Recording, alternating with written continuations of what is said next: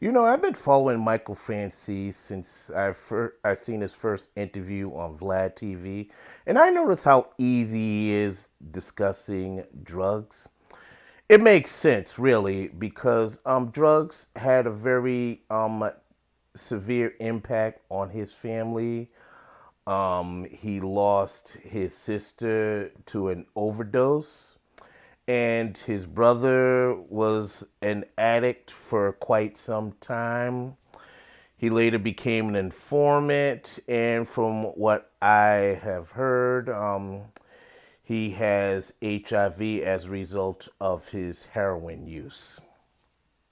So when you think about how drugs affected his family, it makes sense that he's against it. And I have no issues with what he said about that thus far. But in preparation for this video, I went and did some research and looked at a few other videos where Michael Franzese is talking about this subject. He does mention his time, underline his time in the mob. But during his time, it's interesting because he said, the LCN weren't major drug pushers or distributors. Yeah, okay, you guys weren't on the street and everything, but at the same time, it's well known that the mob was involved with drugs. That if you wanted to get like a pack or something, you had to go through them to get something. That is a well known fact. So I'm not sure about the part about his time. I think he's referencing when he became a made man, but still, people were still dabbling in that trade during his time in the mob. Now, maybe, yeah. He was specifically told not to deal with that or he'll die because one of his boys was going to face the same penalty, but he ended up offing himself before his bosses could do it to him. So yeah, I mean, in defense of Michael Franzese, he is right. They did have that oath, but at the same time, it didn't stop the bosses from accepting proceeds from that trade. It didn't mean that they didn't benefit in some way from that. And as I watched the video that Michael Franzese did entitled The Mafia's Hand in the Drug Business, he doesn't mention the French connection at all. Yes, that was a little bit before him, but that was still going on.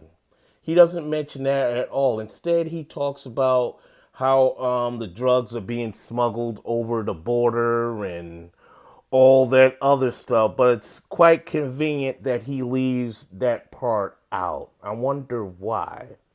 And also, when he was talking about the families and everything, the families that he did leave out were the Lucchese family, the Genovese family, and the Bonanos. You know why that is? Because they were involved in the drug trade. For instance, Maddie Madonna, who's a member of the Lucchese crime family, and rose to the ranks of being the head of the family for a brief moment. He was Nicky Burns's supplier. Vito Genovese, he was involved in the drug trade. Bumpy Johnson would get his work from the Genovese family. In fact, Bumpy Johnson was sent up to Alcatraz because of um, narcotics, and those were narcotics that he was supposedly getting from the Genovese family. And Joe Bonanno, he's the one that started the whole pipeline through Marsalis. So I'm just not sure if Michael Franzese isn't that well versed in that history, or he's just conveniently leaving it out in order to create a narrative for his audience. But again, I mean, as I watch these videos and read some of this, it just has me scratching my head. And, it's well documented that, some of this was still going on during Michael Francese's time.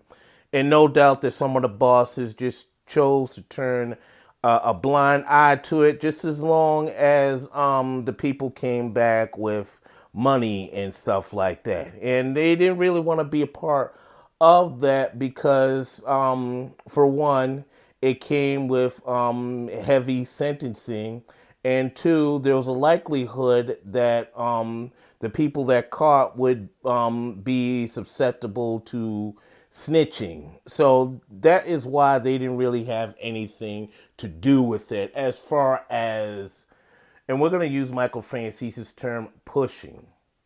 Now, Michael Franzese was in Goodfellas, and according to him,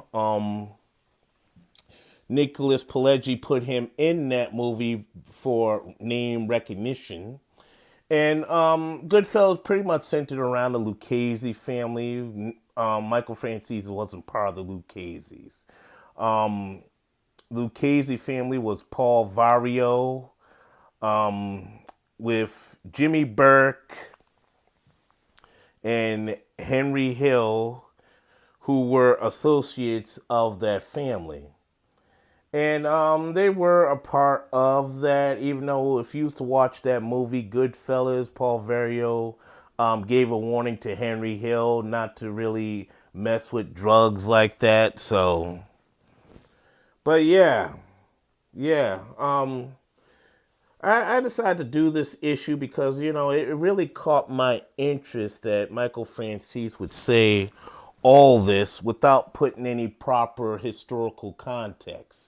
Yes, they had that as part of their oath in order to be a made men, but at the same time, it didn't mean that certain families didn't benefit and profit off of those sales, particularly when it came to certain non-Italian communities. Now, there was a part in The Godfather, this infamous scene where it's like, we don't sell in our neighborhoods, we sell in the blacks, and they're animals anyway, so let them lose their souls. That infamous line. But it was just interesting that as I rewatched this video that Michael Franzese did about 2 years ago, he conveniently left the part about the French Connection and the other families that were pretty much involved. I didn't really hear no mention of Crazy Joe Gallo, who was a part of the Colombo family, even though he splintered and started his own rogue faction, because him and what was the guy's name?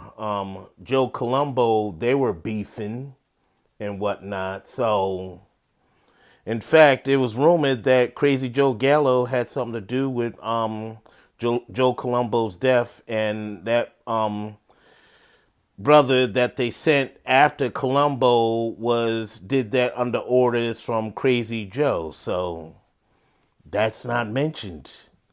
And Crazy Joe was a plug of Nicky Barnes.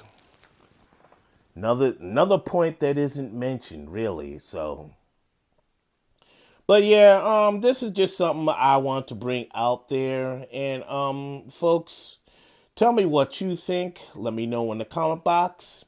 This is Iron Will Media.